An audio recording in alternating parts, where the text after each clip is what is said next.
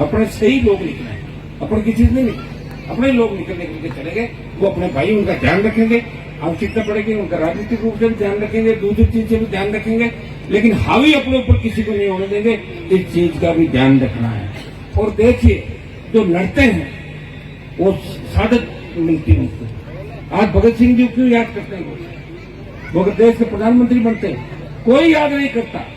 उन्होंने सादत दी, और जो सादत कैसी थी उनकी, भगत सिंह जी को जब फांसी की सजा सुनाई गई, भगत सिंह, सुखदेव, राजगुरु, तब देश के अंदर नौजवान सड़कों पे निकल चुका था और अंग्रेज डर गए और क्रांतिकारियों ने जेल के अंदर जाके कहा, सामने जो बैरक था, कहा भगत सिंह जी, देश ये चाहता है कि आपको हम निकाल लें और हम जेल तोड़ के आपको ले जाएंगे।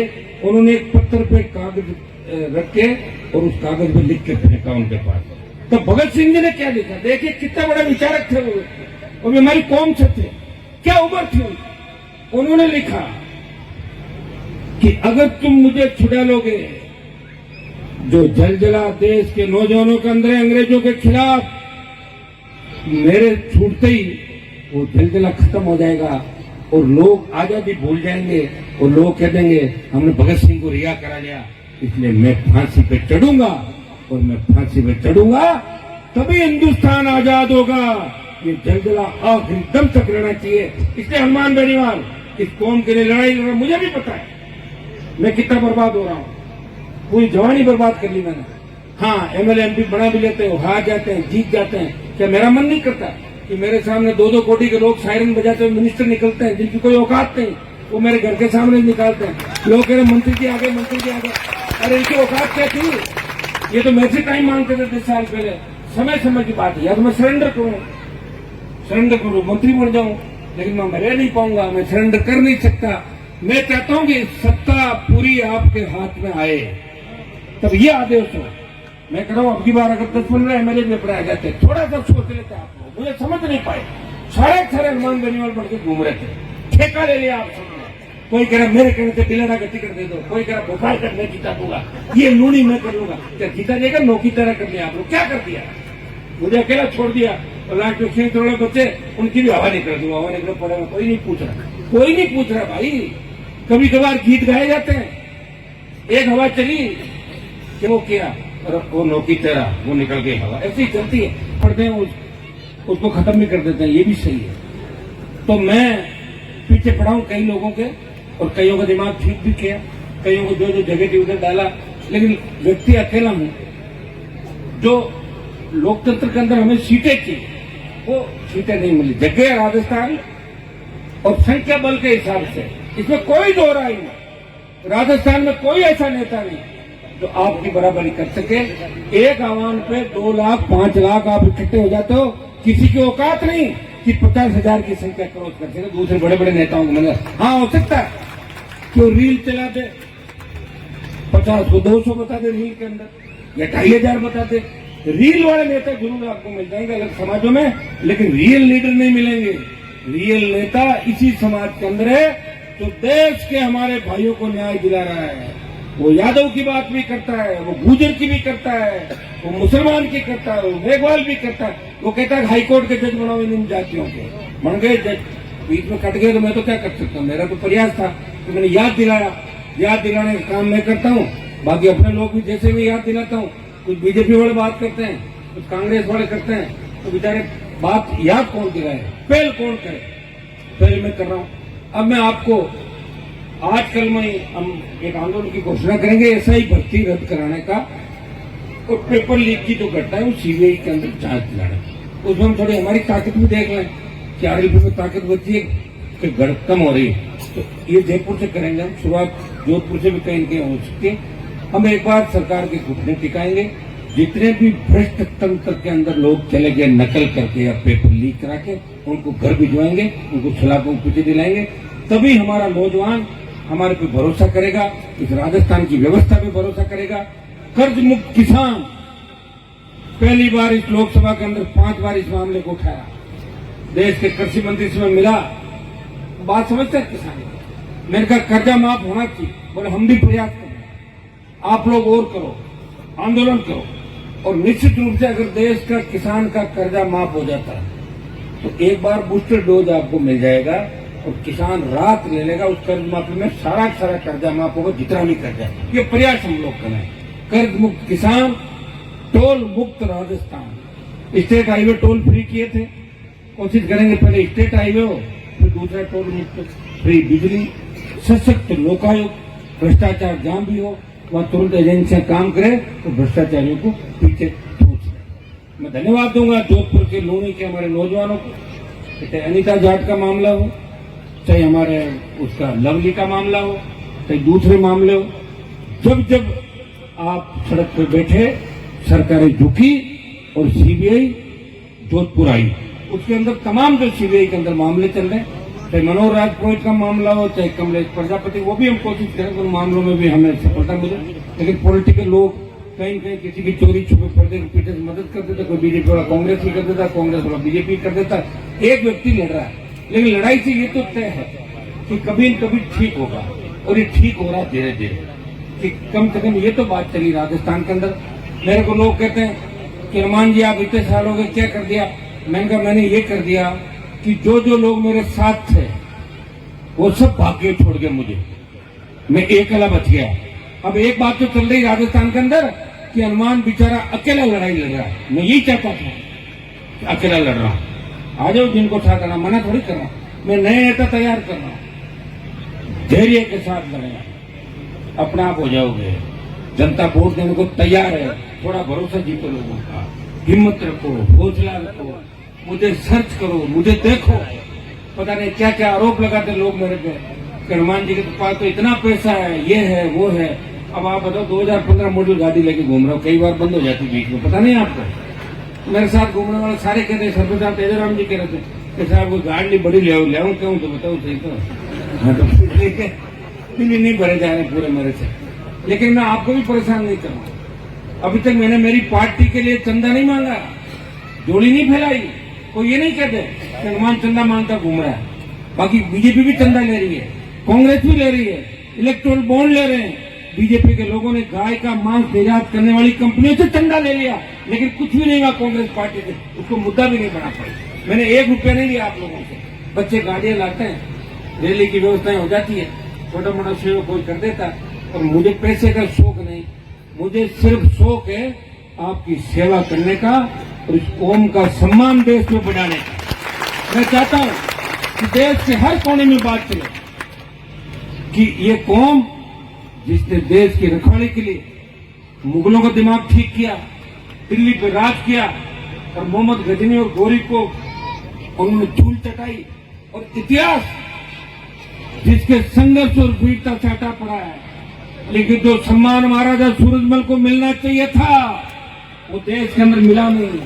अभी भी महाराजा सूरजमल जिस सम्मान के योग्य थे, जिनको सिर्फ एक जाति का राजा घोषित करके प्रयास लोग कर रहे हैं, बर्दाश्त नहीं करेंगे। महाराज सूरजमल के साथ साथ हमारे समाज के अंदर जितने भी लोक देवता, जितने भी वीर, जितने भी योद्धा इस देश के अंदर हुए, अगर उन सबको सम्मान मिला तो निश्चित रूप से देश में एक बात चलेगी, अगर लड़ाके कोई है वो इसी कौम के लड़ाके हैं। और ये वो कौम है जिसने आजादी के आंदोलन से पहले अपने दूसरे ओबीसी के भाइयों को, शेड्यूल कास्ट के भाइयों को साथ लेके उंगली पकड़ के उनके खिलाफ जिस तरह सामंती ताकतें अत्याचार करती थी, उनको बूथ तक लेके गए 52 के अंदर, उनको वोट का अधिकार दिलाया, उनके लिए लड़े, सर कटवाए, सीने पे गोलियां खाई। और आज भी भारत माता जब कमजोर महसूस करती है, इस कौम के बेटे सीने पे गोलियां खाके दुश्मन को धूल चटाते हैं।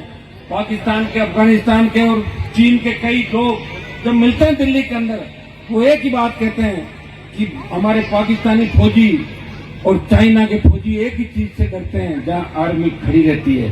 वो कहते हैं कि आसपास में जब जाट रेजिमेंट सामने खड़ी होती है तब हमें लगता है कि पता नहीं बिना बात गोलियां नहीं चलाते जाट रेजिमेंट वाले, हमें डर जरूर लगता है। बाकी छोटी मोटी रेजिमेंट हो तो हम नहीं डरते, हम खुद ही परवाह नहीं। ये सही बात। तो अमेरिका का अखबारों में छापा कि कारगिल की लड़ाई के अंदर 20,000 फीट ऊंची पहाड़ियों को 50 किलो गोला बारूद लेके 47 लेके एक व्यक्ति चढ़ता है सीधा पहाड़ी पर और दुश्मन को ढेर करता हुआ आगे बढ़ता है। वो जाट रेजिमेंट का जवान है। मैं जाट की बात इसलिए कर रहा हूँ कि आज जाट समाज के कार्यक्रम के अंदर है, हमें दूसरे समाजों की भी आवश्यकता है। जाट बड़े भाई के रूप में चलेगा राजस्थान का, बाकी भाइयों को साथ लेकर हम बदली जी बैठे हैं। हम तो चाहते हैं कि प्रजापत समाज हमारे साथ जुड़े। बीजेपी को वोट डालते हैं, एक टिकट इनको देता नहीं कि बीजेपी वाले एक देवे पूरे राजस्थान में, तो कितना वोट आप लोग देते हो? सारे समाज वोट देते हैं। ये हमारे थान सिंह जी के समाज को देखो, मंत्री बनाया क्या? कितने समाज हो गए थान सिंह जी के मंत्री बनाए अपने राजपुरोहित को? कितना टाइम हो गया? आजादी के बाद मंत्री नहीं बनाया। मेरी सरकार बना दो, मैं तो कह रहा हूँ सरकार छोड़ो, इस बार तो 10 MLA बना दो, भजनलाल के ऊपर बैठ जाता कूद के 10 में नहीं चला था सरकार पूरी। 10 नहीं बनाया आपने, एक ही मुश्किल से वेंटिलेटर में डाल दिया था। अब खाली बातें करके नारेबाजी रील बनाने से काम नहीं चलेगा। रियल ये काम हमें करेक्ट करना पड़ेगा। और अभी ऐसा ही भर्ती और बिगड़ती कानून व्यवस्था को लेकर बड़ा आंदोलन हम इसी महीने के अंदर कर रहे हैं। उसमें जीत के बाद हम लोग आगे बढ़ेंगे। देखिए, जब तेजा जी के मंदिर की मूर्ति को तोड़ा जयपुर के अंदर, तब जोधपुर नागौर के लोग नहीं गए थे मूर्ति बचाने। जल जला गया था जयपुर की सड़कों पे, जयपुर के बच्चे थे तो पुलिस से भिड़ रहे थे। देखा आपने वहां पे? तो अपना वीर तेजा जी महाराज खुद ये चाहेंगे कि राजस्थान की सत्ता पे किसान कौम का कब्जा हो, लेकिन हमें थोड़ा सा धैर्य से काम लेना है।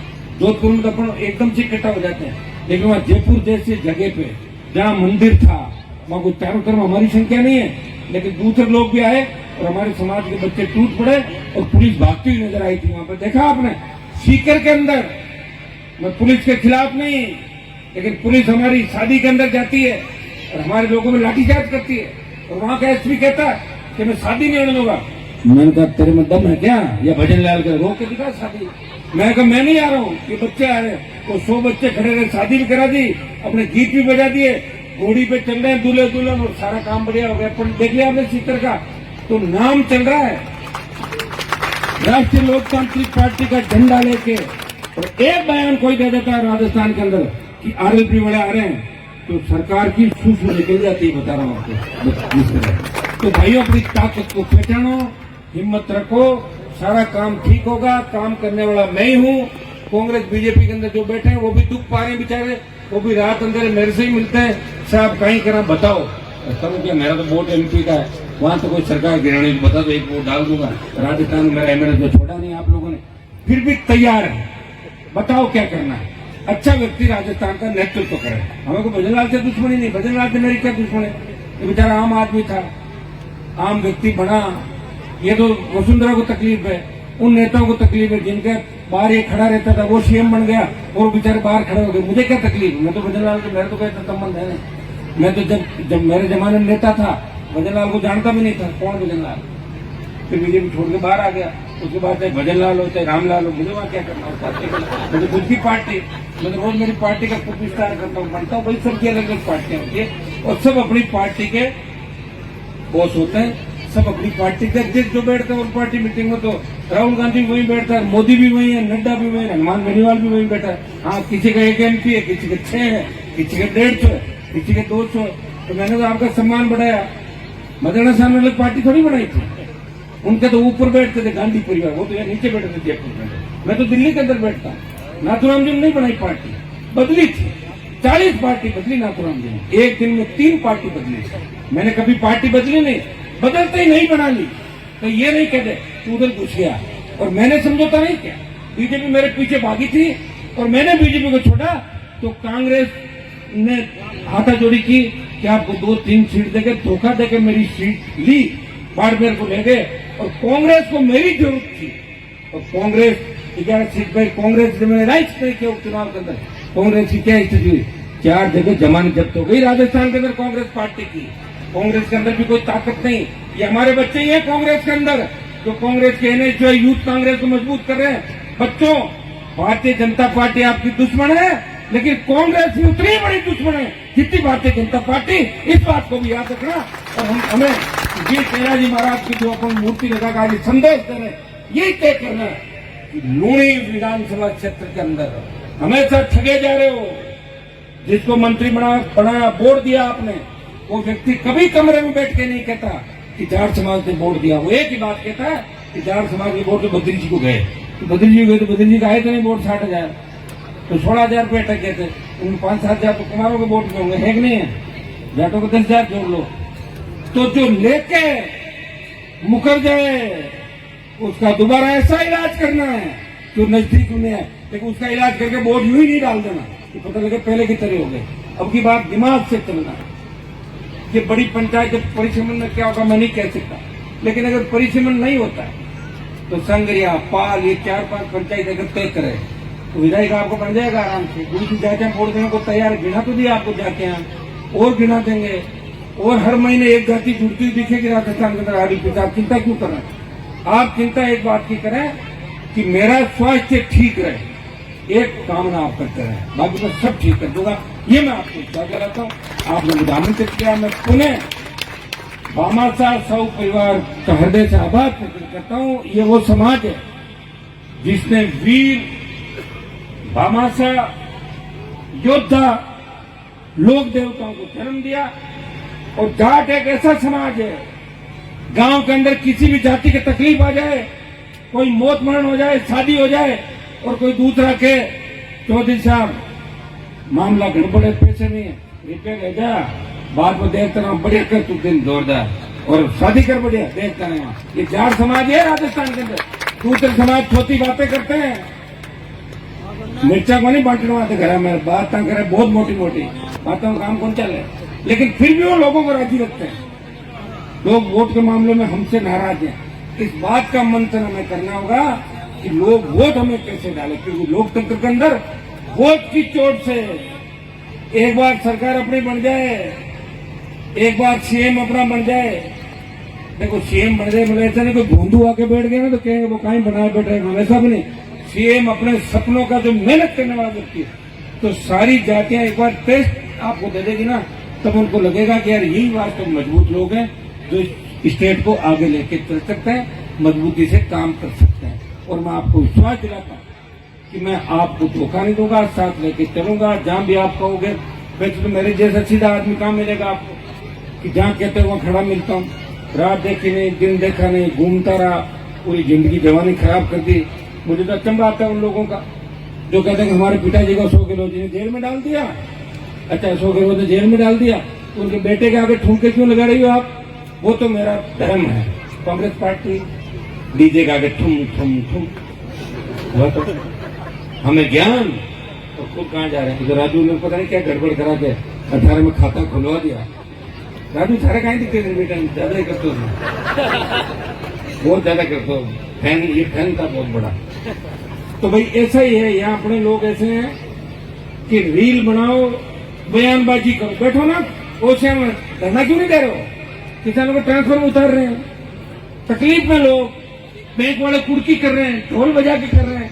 आओ, किसान पुकार रहा है, समाज पुकार रहा, आओ सड़कों पे, तुम वीर हो, संघर्ष करो। रील मत बनाओ। आप रील बनाने वाले नेता के पास पहुंचे तो उसने कहा कौन हो तुम लोग? मैं नहीं जानता। नहीं मिलता है सर भैया, कौन मिलता है?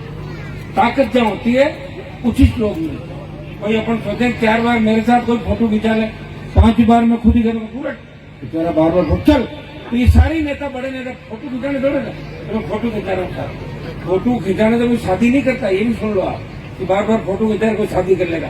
कौन कर लेगा शादी? शादी का सिस्टम होता है, राजनीति थोड़ी आप परिवार होता है, रास्ते रिश्ते जाति सारी चीजें होती है। दिमाग खराब हो गया। अरे कौन से, तुम्हें जानता कौन है देश के अंदर?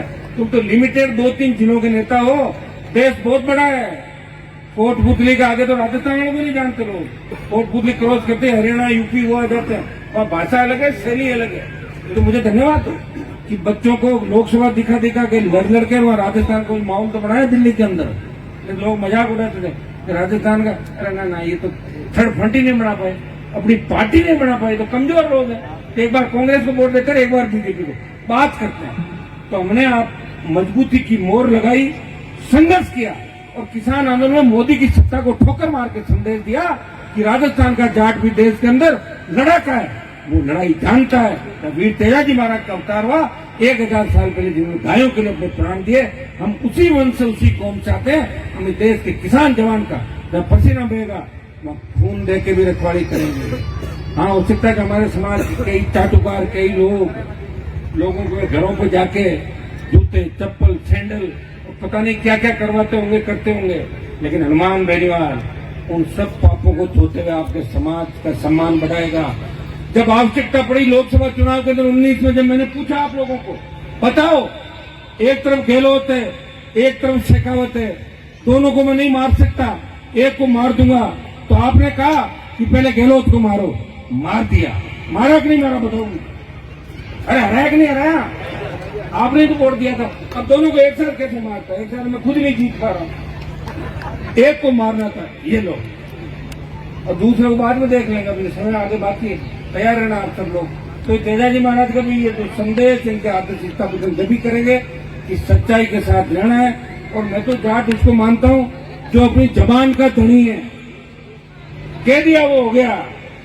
और जो दिन में कांग्रेस, रात को बीजेपी, उसमें आरएलपी, वोट कहीं जाना कहीं, कान में कानू मनु कुर, पत्ती में चप्पल जूता। अरे वो जाट फिर तेजाजी का जय मत बोलो आप लोग, जो काम करो आप लोग, और चलता रहे होता रहे तो चलता रहेगा भैया। कोरोना काल भी आया था, वो भी सहन किया लोगों ने, 50 लाख मर गए फिर भी जिंदा है, मरे थोड़े सारे सारे। इसलिए प्रत्येक जात ये सोचेगा कि मुझे जात बना दिखाना है, सब मामला होगा। अरे साहब मेरी ट्रांसफर हो जाएगी, मेरे मुकदमा लग गया, मेरा बेटा नौकरी में, मैं आपका फोटो नहीं खिंचाऊंगा, तो फिर मैं क्यों खिंचाऊंगा फोटो बताओ? मेरे को वो लिखा है कि मैं ही समाज के लिए मैं ही उत्थान करूंगा और वो करूंगा। इसलिए सारे लोग समझदार बनके एक ही दिशा के अंदर में चलना है, कौम को बचाना है और दुश्मन को पहचानना है। काम करे लो बीजेपी से और वोट डाल तो आरएलपी, काम करे लो कांग्रेस से और वोट डालो आरएलपी को, तब जाके धोखा देंगे पार्टी को जो 70 साल से आपको धोखा दे रही नहीं दे रही धोखा 70 साल से। कब नहीं दिया बताओ मुझे? हर बार धोखा दिया। तो इस बार तैयार हो जाओ नौजवानों, तैयार हो सारे। अब की बार तो 4 साल में और बहुत बढ़िया है, नया टॉपिक बनाई दीजिए। और लूणी के तो हमारे बुजुर्ग जितने समझदार, मैं उदाहरण देता हूँ, राजस्थान में लोग कैसा बूढ़िया आरएलपी के सागे को नहीं, मैं क्यों कैसे नहीं, लूणी में देख लो मुझे हमारे चौधरी सागे है बूढ़े क्यों सर में सारे बुजुर्ग साथ है। तो ये जो इलाके, अब ये लोग भी समझ गए कि हमें किसी के पीछे भागने से कोई सत्ता नहीं देगा, हमें सत्ता खुद ही प्राप्त करनी होगी। फिर आदेश निकाल देंगे, आईटी केंद्र बने, गांव गांव तेजाजी के मंदिर बना दो, गांव गांव राम सतपीर के बना दो और का झगड़ा खत्म हुआ। बद्री जी कहेगा कि गांव बना दो इनका, बद्री जी का सुधार बना दो इनका, माड़ी समाज बना दो, जो आए बढ़वा दो उनके सबके, तो झगड़ा खत्म हो जाएगा। भाई बार बार आपको ये काम नहीं करना पड़ेगा और भामाशाह को ढूंढना नहीं पड़ेगा, सारा काम अपना आप हो जाएगा।